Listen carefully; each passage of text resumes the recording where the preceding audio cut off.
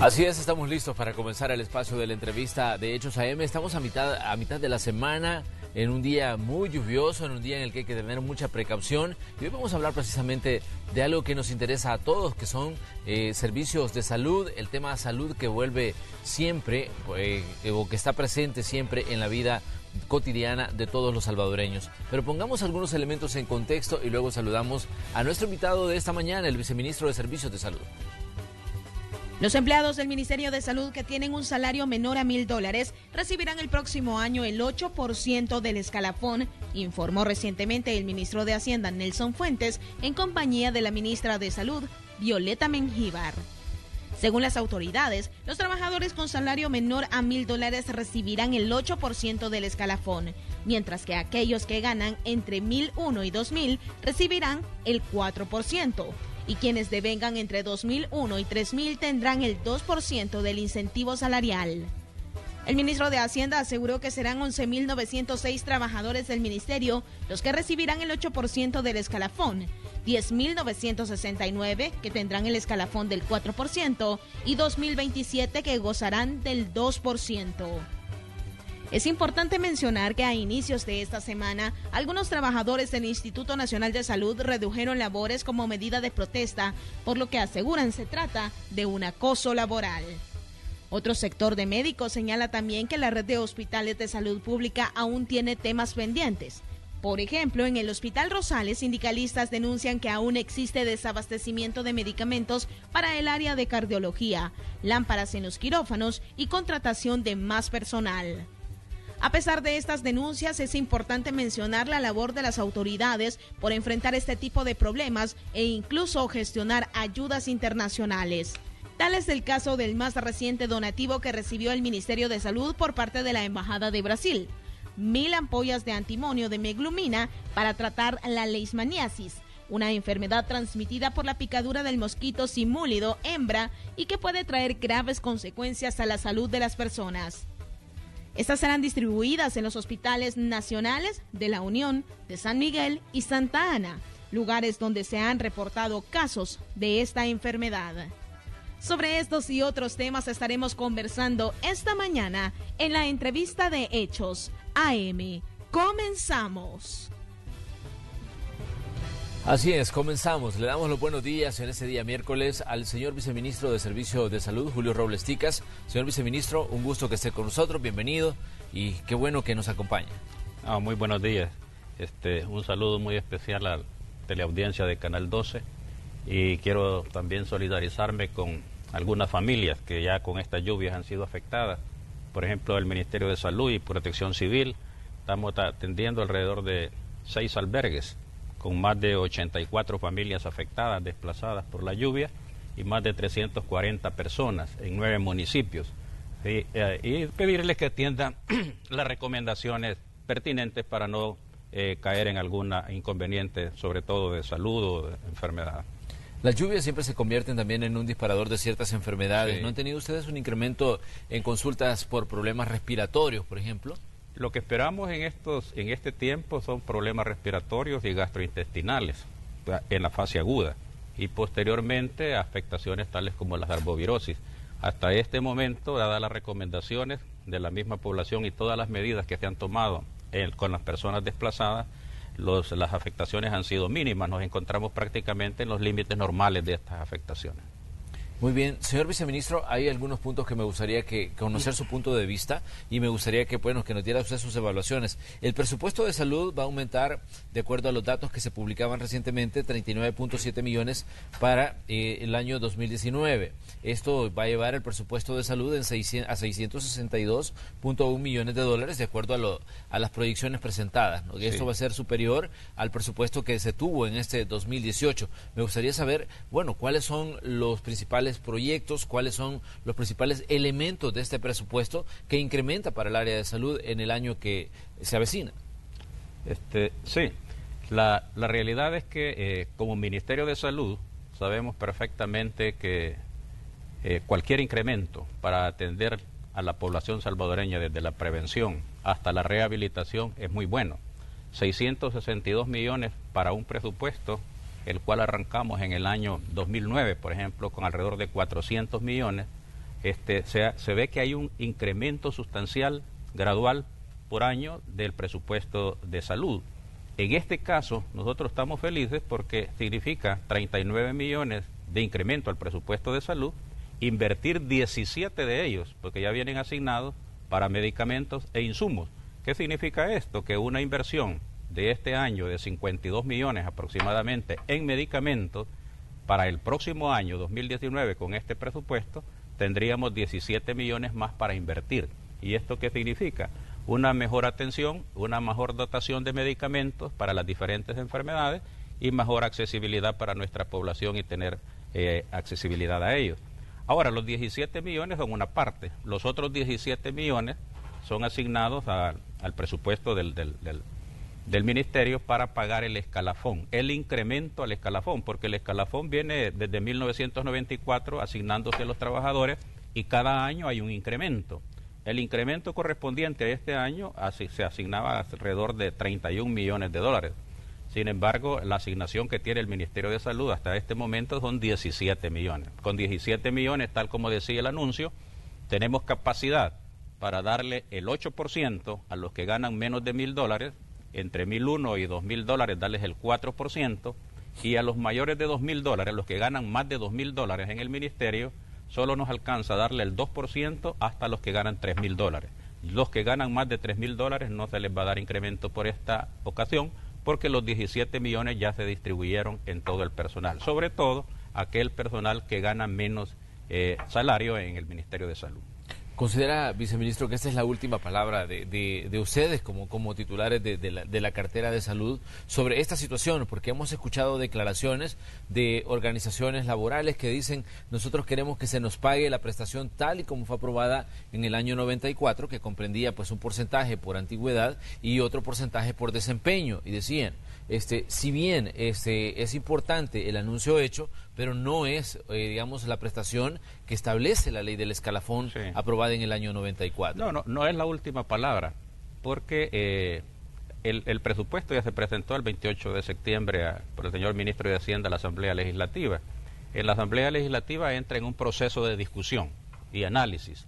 Entonces, ahí es donde vienen las negociaciones entre las diferentes fracciones, y puede ser que de algún otro lado se tome para incrementar el presupuesto del Ministerio de Salud en el concepto del escalafón.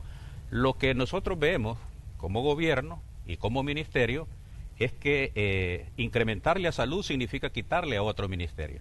Entonces la situación no es nada fácil, porque quitarle a otros ministerios que tienen un presupuesto de 13 millones, 14 millones, 12 millones, 20 millones, para darnos 6, 7, 10 millones a nosotros, significa dejar desfinanciado otros ministerios. Por eso es que el análisis está en la Asamblea Legislativa.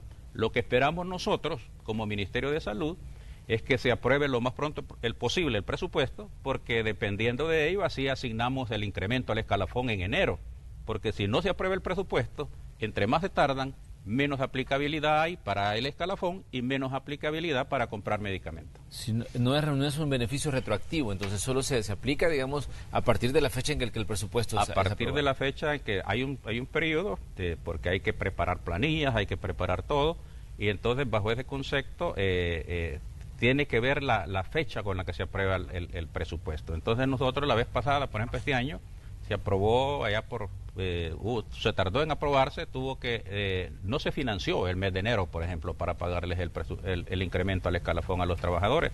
Por eso es que estamos pidiendo que si son 17 o si va a haber otro incremento, que se designa rápido para poderles aplicar el incremento y también para hacer las gestiones propias de los medicamentos, porque no es lo mismo comprar 52 millones que comprar 62 millones. Entonces eso es lo que estamos pidiendo nosotros, que se apruebe lo más pronto posible el presupuesto para entrar en funcionamiento rápido el 2019.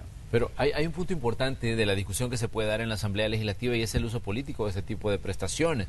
Ya escuchamos pronunciamientos de algunos partidos que dicen que es necesario que se pague la prestación tal y como fue aprobada.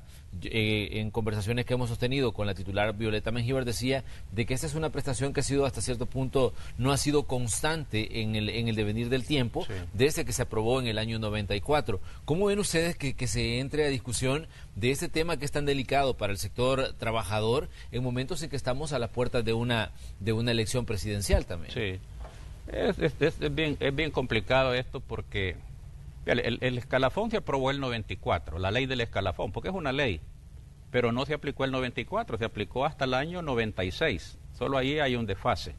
Hubo administraciones como la del presidente Flores donde no se aplicó varios años. El presidente Saca lo aplicó 4 años y medio. Y así no ha sido constante ni continuo ni la aplicabilidad del escalafón. Sin embargo, nosotros reconocemos que es una ley y que hay que darle cumplimiento. Pero el Ministerio de Salud no va a dejar de asignar a rubros presupuestarios para medicamentos para pagar incrementos al escalafón. Lo que tenemos asignado en este momento son 17 millones para incremento escalafonario. Los otros 17 millones son para medicamentos. Entonces no podemos tomar de medicamentos para sufragar los 31 del escalafón porque entraríamos en prioridades.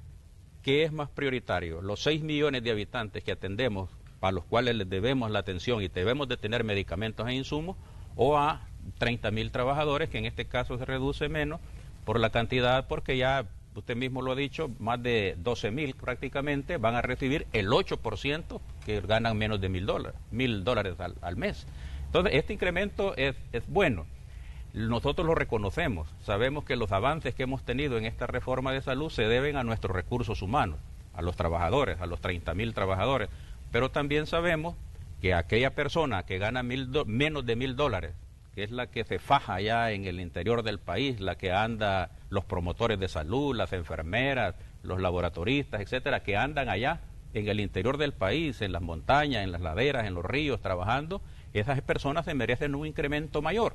Y las personas que ganan más, que se merecen un incremento menor. Por eso hemos tratado de disponer de los 17 millones en favorecer a las personas que ganan menos. Las personas que ganan más de $3.000, por ejemplo, no se les va a incrementar por esta vez, y a esas personas son las que se le apuesta con el resto del incremento, porque entre más gana una persona, el incremento es mayor, y entre menos gana, el incremento es menor. Por ejemplo, una persona que gana $500 al mes, su incremento son de $40, pero una persona que gana $4.000, su incremento son de 320 mensuales. Entonces hay una gran disparidad.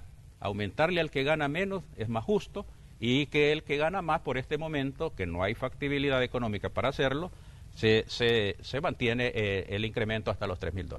Viceministro, ¿qué cantidad de esos 662 millones para 2019 se va en el pago de remuneraciones a trabajadores? Porque salud es una de las carteras pues que más demanda personal, es una de las carteras donde es vital el trabajo que hace mucha de la gente que está haciendo funcionar hospitales, unidades de salud y que están en directo pues en contacto con muchos pacientes. Pero una de las interrogantes es, sí, damos digamos, del presupuesto general de la Nación, 662 millones, pero ¿qué tanto de ese dinero se va en el pago de todos los beneficios salariales de estas personas? Sí.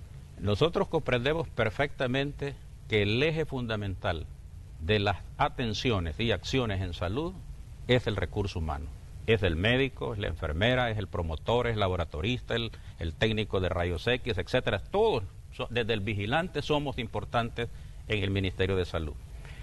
Sabemos que 30.200 trabajadores no son suficientes. Hay hospitales que necesitan fortalecerse con más enfermeras, con más médicos, con más promotores, etcétera, etcétera. Unidades comunitarias que necesitamos crear para atender a la población en diferentes municipios. Equipos comunitarios que necesitamos. Son fundamental los recursos humanos. En este momento, nadie puede decir que hay exceso de trabajadores en el Ministerio de Salud. Al contrario, cuando uno va a un hospital y se enfrenta con una enfermera que está ante 40 pacientes, 50 pacientes, que hay varias cirugías pendientes y que hay personal de salud que hace falta, entonces se da cuenta uno que en salud no hay suficiente recursos. Pero lo que hemos hecho en estas administraciones, por ejemplo, incrementar en más de 8.000 recursos humanos que antes están trabajando tanto en el primer nivel, en el segundo nivel como en el tercer nivel, eso ha significado una mayor inversión. Por ejemplo, la pregunta suya, del 100% del presupuesto del Ministerio de Salud, el 71.1 se va en remuneraciones. significa que nos queda para funcionar en el Ministerio de Salud el 29%. El resto se va para el pago de los salarios de todos los trabajadores del ministerio. Viceministro, una de las quejas constantes siempre cuando que se habla de los servicios de salud es el tema de los medicamentos. ¿Qué dicen ustedes a todas las críticas que en determinado momento se les hacen bueno, no solo a los titulares en turno, sino que esta es una situación que se ha discutido en diferentes, digamos, en diferentes momentos de los últimos 30 años? Sí. Podemos encontrar que una de las quejas constantes ha sido el tema medicamentos, pero los ciudadanos siempre, con la llegada de una administración, dicen, esperemos que ahora sí esta situación cambie en los hospitales y que los pacientes ya no tengamos que enfrentar, digamos, esa situación de precariedad en determinado momento. Pero, ¿qué dice usted respecto a este tema que se vuelve, digamos, como uno de los puntos en los que siempre ustedes tienen que estar dando explicaciones? Fíjese que yo soy especialista desde el año 1992. Vengo trabajando en los hospitales, especialmente en el Hospital de Niños Benjamín Blum. Soy cirujano pediatra. Esta situación no es nueva. Todo el tiempo ha sido así. En la década del 90, yo les platico a mis compañeros toda la situación que pasaba. Nosotros reutilizábamos las cosas. Los guantes, las sondas nasogástricas, las sondas vesicales, las reutilizábamos. La queja constante de la población por la inmensa falta de medicamentos viene de décadas. Entonces la situación es esta. Ante la situación epidemiológica nacional, donde usted va a encontrar más de 1 millón de personas diabéticas, más de 1,5 millones de personas hipertensas, más de 500,000 de personas con enfermedad renal crónica, más de 500,000 con enfermedades pulmonares crónicas, la gran cantidad de afectaciones que se nos producen con las infecciones, va por el otro lado, las enfermedades crónicas y las infecciones, las arbovirosis, el dengue, chikungunya y zika. Si nos atenemos solo a la parte eminentemente curativa, ningún gobierno va a dar abasto para la cantidad de medicamentos necesarios para eso. Por eso es que este modelo de salud, de la reforma de salud que nosotros implementamos, le apuesta a proporcionar salud, a promocionar estilos de vida saludables, para no llegar a esa cantidad de enfermedades pacientes que nosotros tenemos en cada una de estas enfermedades, a enseñarle a la población a prevenir esas enfermedades, pero responsablemente también atender la que ya tiene esa enfermedad. Por eso es que la inversión en medicamentos, si usted analiza la información que en el 2007 presentó la Universidad del Salvador, el abastecimiento de medicamentos del cuadro básico de aquella época era del 47%.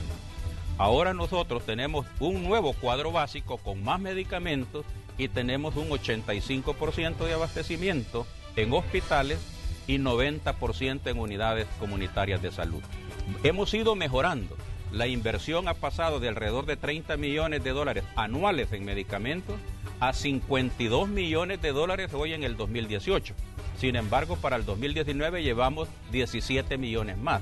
Significa que la apuesta a mejorar tanto la prevención como la curación existe. Lo que pasa es que las demandas cada vez se incrementan más. Y si uno no toma en cuenta todas las recomendaciones en salud, por ejemplo, ahorita tenemos una gran cantidad de personas obesas en el país. Alrededor del 60% de nuestra población tiene sobrepeso y obesidad. ¿Qué significa? Que dentro de poco tiempo esa persona va a ser hipertensa, o va a ser diabética, o va a ser cardiópata, o va a tener cualquier otra enfermedad que va a requerir medicamentos. Entonces la idea es anteponerse a eso, cuidar su salud para no llegar a tener una enfermedad crónica o infecciosa de ese tipo, para poder incidir en la salud de la población. Entonces el Ministerio de Salud cada vez incrementa e invierte más en medicamentos, en insumos, en infraestructura, en más recursos humanos. Yo sé que se necesitan, pero también la población debe tomar conciencia de que somos responsables de nuestra propia salud como individuo, como familia y como comunidad. Muy bien, vamos a hacer una pequeña pausa comercial. Les invitamos a ustedes a que se queden con nosotros. Conversamos esta mañana con el viceministro de Servicios de Salud, el doctor Julio Robles Tica. Regresamos rápidamente.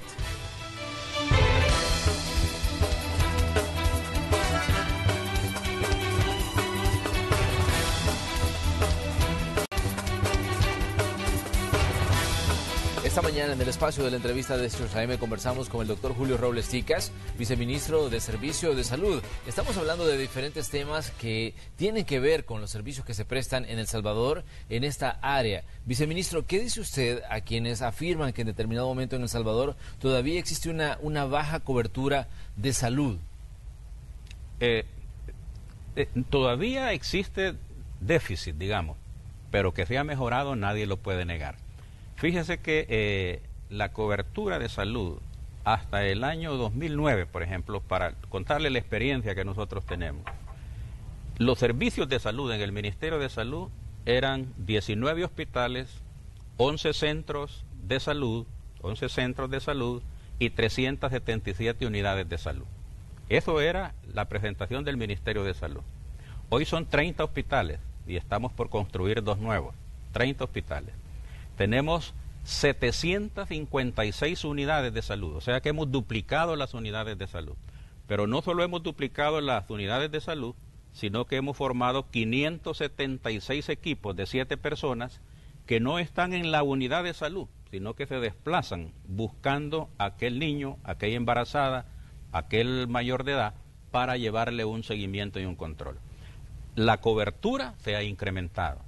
Todavía hay deficiencia. Nosotros con la reforma hemos intervenido con los equipos comunitarios 187 municipios. Nos faltan más de 70 municipios que intervenir. Falta cubrirlo. En cuanto a equipamiento, por ejemplo, los hospitales tenían un serio déficit de equipamiento. Hoy no se puede decir que los hospitales tengan. Algunos compañeros trabajadores se atreven a decir, es que falta tal cosa, es que falta una. Pero la realidad es que los equipos de los hospitales prácticamente han sido sustituidos en estas administraciones. Y tenemos equipos de resonancia magnética, tomografía computarizada, inmunohistoquímica, ultrasonografías, hasta en el primer nivel de atención para atender a nuestra embarazada cuando llega de primera línea a la unidad comunitaria de salud familiar. Entonces, la cobertura de los servicios se ha incrementado. Que hay déficit todavía, sí es cierto, hay déficit, hay ciertas áreas. Y yo me fijo cuando vamos a las comunidades, lo primero que dicen las comunidades o al alcalde del municipio es, doctor, y aquí no podemos hacer una unidad comunitaria de salud, y aquí no podemos poner un eco, no podemos poner, porque se necesita la cobertura, se necesita ampliar. Pero los avances que se han tenido en estos 9 años han sido sustancial. Prácticamente, en términos generales, de 420 establecimientos a 821, prácticamente los hemos duplicado. Hemos contratado más de 8.000 recursos humanos, entre médicos, enfermeras, promotores, etcétera. Y el equipamiento se ha superado ese déficit de equipamiento que había en los hospitales y en las unidades de salud. O sea que los avances han sido significativos. Que todavía falta, estamos de acuerdo, pero esto tiene que ser gradual. Doctor, pero ¿por qué no hacemos una radiografía del sistema de salud? ¿Cómo funciona en El Salvador? Porque si revisamos, hay datos interesantes. El Seguro Social atiende, digamos, a todos los trabajadores, a la gente que está cotizando y pagando por el servicio, a un aproximado de 800.000 personas. Ese es, digamos, el promedio de cotizantes. Mucha gente va a la consulta privada, pero este es un sector mínimo de la población que busca servicios por su cuenta y paga de su bolsillo, digamos, que le atienda a un especialista o que se atienda en un centro médico privado. Pero, ¿qué pasa con el resto de ciudadanos? ¿Qué cantidad de pacientes, por ejemplo, le corresponde atender a ustedes como Ministerio de Salud? En este momento estimaríamos, el último censo decíamos que éramos 6.800.000 salvadoreños. Entonces significa que de esos, digamos, los 800.000, digamos que son los que atiende el Seguro Social. De ahí un porcentaje mínimo busca servicios privados. Pero sí, ¿qué pasa con el grueso del ciudadano? ¿Qué cantidad de gente estiman ustedes están atendiendo de todos los que vivimos en El Salvador? E incluso gente que viene de otros países en determinado momento a buscar atención de la misma región centroamericana a los centros hospitalarios del Salvador. Sí, es una excelente pregunta que nosotros como Ministerio de Salud, constitucionalmente estamos obligados a prestar los servicios de salud a todo el que lo requiera, sea nacional o extranjero, sea asegurado o no, etcétera, etcétera. En nuestra información tenemos concebido que alrededor del 80% de la población es obligación de la atención del Ministerio de Salud. ¿Por qué decimos? Porque el otro 20% está asegurado tanto en el Seguro Social, en bienestar magisterial, en sanidad militar y en todas las otras instituciones del sistema nacional. Pero como Ministerio de Salud prácticamente nos corresponde el 80%. Nosotros consideramos, y esto lo hemos analizado y sabemos, y agradecemos al señor presidente, porque la inversión en lo social ha pasado del 35 al 47%, y salud y educación son una de las principales apuestas, y casi duplicar nuestro presupuesto en salud es muy importante en este periodo. Pero ¿qué pasa? Falta todavía más, falta que invertir más en salud, y sobre todo esta obligación nuestra de tener a nuestro cuidado el 80% de la población y más, porque fíjese que lo que usted decía es perfectamente cierto. En todos nuestros hospitales de la zona norte del país prácticamente hay un 30% de atención de personas de Honduras. Entonces, sobrepasa nuestro estimado nacional porque hay consulta extranjera, y nosotros no le podemos negar a una persona que viene de Honduras la atención de un parto, la atención de una cirugía. Incluso teníamos pacientes que hemos llegado a una plática con Honduras por el hecho de que pacientes oncológicos con medicamentos tan caros y sofisticados como son los oncológicos, o sea, para el cáncer, venían a tratarse a nuestro Hospital Rosales, teniendo su país y todo su ministerio y todas sus acciones, su presupuesto, etcétera. Entonces, bajo ese esquema, podemos decir que el Ministerio de Salud, a pesar de que ha invertido y que ha duplicado su presupuesto, todavía sigue siendo insuficiente para la inmensa demanda que se tiene.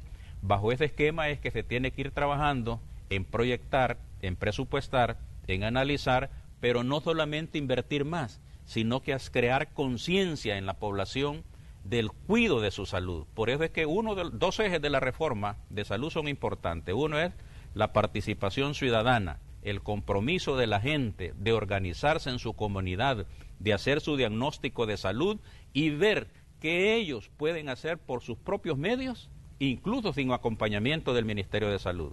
Pero en realidad el Ministerio de Salud siempre está a la par de más de 3.500 comités de salud a todo lo ancho y largo del territorio, trabajando juntos en medidas tan importantes, como por ejemplo la prevención del dengue, la prevención de la gastroenteritis, la prevención de las neumonías, el control de la embarazada. Fíjate que la embarazada, el 53% de nuestras mujeres eran atendidas en los hospitales y el 47% en las casas. Con esta organización, con esta participación, hemos llegado a que el 99.2% de las embarazadas son atendidas en este momento en los hospitales. ¿Qué tan responsables somos los salvadoreños con nuestra salud, doctor Ticas? Yo diría que hay, con todo respeto, hay mucha irresponsabilidad. ¿Por qué lo digo? Porque fíjese, el tener un 62% de personas con sobrepeso y obesidad en nuestra población, tener una alta incidencia de sedentarismo, tener una alta incidencia de no consumo de agua en términos normales, tener una alta incidencia de alto consumo de azúcares y sales, es una irresponsabilidad propia nuestra como individuo, como comunidad. Y de eso depende, estos son factores predisponentes para muchas enfermedades. Entonces debemos de tomar conciencia como salvadoreños y salvadoreñas, que el cuidado de nuestra salud no depende exclusivamente del Ministerio de Salud, sino que tenemos que ser artífices de nuestra propia salud, atacar o prevenir esas enfermedades de las cuales podemos formar parte. E incluso el Ministerio de Salud no nos cansamos de repetir y todo, tomando en cuenta todos esos estilos de vida saludables, el consultarnos tempranamente es un factor de buen pronóstico para la gente, porque llegar con un cáncer avanzado, una hipertensión arterial complicada, una diabetes descompensada, ya con un montón de complicaciones renales de los ojos o del pie, significa un pronóstico peor para la población. Entonces, desde el momento en que la gente participa atendiendo su salud, reconociendo a nuestro personal de salud cuando hace promoción, cuando le enseña a prevenir la enfermedad, atendiendo todas esas indicaciones, y cuando se presente una enfermedad, consultar tempranamente, son factores de buen pronóstico para esas enfermedades.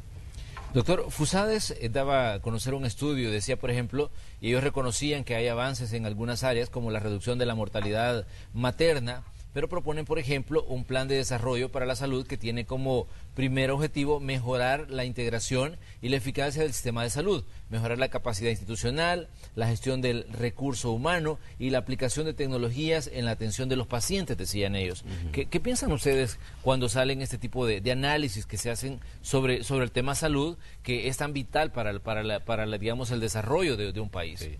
Me gusta que reconozcan los avances que el país tiene, porque nosotros, a pesar de ser un país pequeño, pobre, con una tremenda desorganización anteriormente, hemos dando grandes avances. La mortalidad materna, que la teníamos alrededor de 70 en esta época y más de 200 por 100.000 nacidos vivos en la década del 90, ahorita la tenemos por 31.1 por 100.000 nacidos vivos y somos de los países que ya alcanzamos los ODS del 2030. En el 2017 ya alcanzamos el ODS, o sea que estamos en mortalidad materna muy bien. Y la mortalidad infantil, que estaba arriba de 20 por 1.000 nacidos vivos, ahora la tenemos alrededor de 9 a 10 por 1.000 nacidos vivos. ¿Qué significa? Que los avances en mortalidad materna e infantil, con todas estas acciones que se están haciendo en la reforma de salud, han dado resultados positivos. Entonces, ¿qué es lo que pasa? Hay que reconocerlo. ¿Que falta actuar en algunos aspectos de organización? Yo creo que sí. Vea, por ejemplo, no podemos seguir en este país de una forma fragmentada. El Ministerio de Salud por un lado, Bienestar Magisterial por otro, Sanidad Militar por otro, el Seguro Social por otro. Debería de ser un sistema integrado de salud y esa es la propuesta. Nos hemos reunido todos los del sistema, hemos elaborado una propuesta de ley y se la hemos llevado a los honorables diputados de nuestra Asamblea Legislativa y les hemos presentado los 14 instrumentos de integración por medio de los cuales nosotros podemos ser más eficientes, unidos, todos los prestadores de servicios de salud, FOSalud, Ministerio de Salud, Seguro Social, Bienestar Magisterial, Sanidad Militar, la Dirección Nacional de Medicamentos, el Consejo Superior de Salud Pública, todos, el IRRI, todos integrados, trabajando al unísono. Pero ese proceso no se puede hacer mientras no se hace una armonización de las leyes. Armonización de la ley del Seguro Social, armonización de la ley del Ministerio, etcétera, etcétera, para integrarnos. ¿Por qué? Porque a veces tenemos inconvenientes.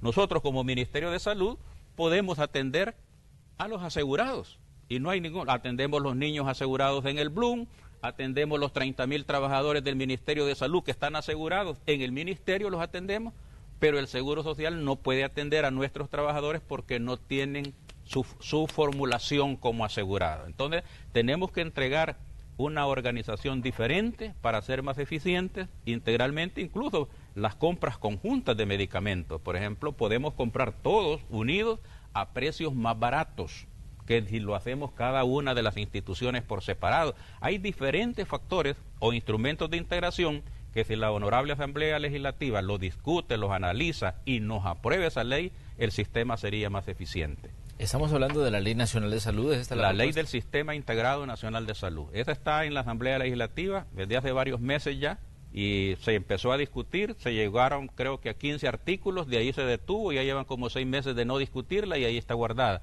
Y nosotros quisiéramos que se abordara integralmente para poderla aplicar en nuestro país. Ahora bien, ustedes comenzaban el año o comenzaban este mes de octubre anunciando pues una campaña de vacunación. Decían se iban a aplicar aproximadamente 364.000 dosis de vacunas. ¿Cómo va esto? ¿Cómo ha respondido el ciudadano a esto que también que es un factor preventivo importante de muchas enfermedades? Sí, mire, eso es maravilloso. Yo soy cirujano pediatra y yo me alegro muchísimo cuando nuestras coberturas de vacunación superan lo estimado. Nosotros tenemos coberturas de vacunación, como son 17 vacunas, entonces hay coberturas de vacunación que tenemos el 99%, el 98%, el 95%, pero hay algunas, andamos el 80, 87, 88%. En promedio andamos arriba del 90% de cobertura a nivel nacional. Es un promedio muy importante, muy bueno para un país como el nuestro. Sin embargo, hay acciones ordinarias que nosotros hacemos en todas las unidades de salud, en el Seguro Social, en FOSalud y todo vacunamos, pero todavía hay personas que no llevan a sus niños, que no llevan a su embarazada a vacunar, a adulto mayor a vacunar. Entonces, para eso lanzamos cada año jornadas de vacunación que le llamamos Ponte al Día. Póngase al día, para que usted que no ha tenido la oportunidad de vacunarse, ya no solo le esperamos en la unidad comunitaria o en el hospital, sino que lo vamos a buscar a los mercados, a las iglesias, a las escuelas, porque queremos cubrir todas esas personas que no están siendo vacunadas. Por eso es el éxito en la prevención de muchas enfermedades. En nuestro país ya poliomielitis, por ejemplo, prácticamente no se ve en casa. Usted no ve tétano neonatal ya. Antes mirábamos en el Hospital Blum cantidad de niñitos con tétano neonatal. Rubeola, sarampión, todas esas enfermedades prácticamente han desaparecido de nuestro país. ¿Y qué significa? Son los esquemas de vacunación bien llevados, bien aplicados, con su seguimiento, lo que han dado resultado en estas enfermedades. Bueno, doctor, le queremos agradecer que haya venido a conversar con nosotros. Realmente son aspectos importantes. Yo creo que el mensaje con el que nos vamos a quedar esta mañana es el factor prevención, que eso también es una responsabilidad de cada uno de cuidar su salud, como usted bien lo mencionaba. Sí, un llamado muy cariñoso para la población en el sentido es cierto, a veces escasean unos medicamentos. Hoy tenemos un abastecimiento importantísimo. Pero recuerde que su salud no depende exclusivamente del medicamento, sino que mi estilo de vida, la forma en que yo consumo y el tipo de alimentos que consumen y mi forma de vida sedentaria, sin consumir agua, excediéndome en el consumo de sal y azúcar, me llevan a enfermedades crónicas que demandan medicamentos crónicamente. Y ese es uno de los factores para evitar. Así que muchas gracias y felicidades. Gracias, doctor Julio Robles Tica, viceministro de Servicios de Salud, por haber estado con nosotros esta mañana en la que hablamos de un tema importante, el cuidado de nuestra salud, una situación a la que tenemos que prestarle mucha atención.